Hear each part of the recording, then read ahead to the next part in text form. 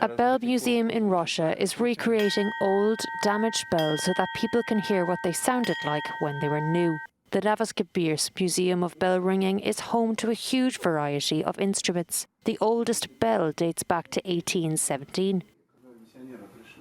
There are over 400 exhibits here, and Alesky Taleshkin, a bell ringer and the deputy head of the Siberian Centre of Bell Ringing, says there is a good place for bells that are no longer in perfect working order.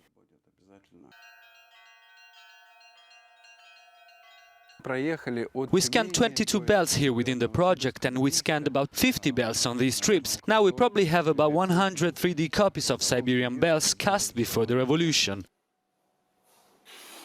Taleshkin has travelled all over Russia to study bells. The expert takes a 3D scan, which is used to create a casting mould, so that the replica is as accurate as possible.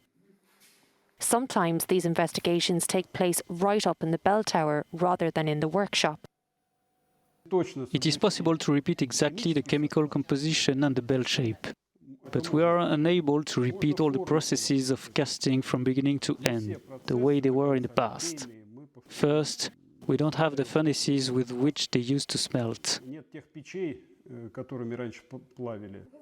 Bells have always played an important role in Russian life. In addition to religious purposes, bells have been used to signal fire, danger, or weather changes. Today, everyone can listen to and compare the sound of the new and old bells.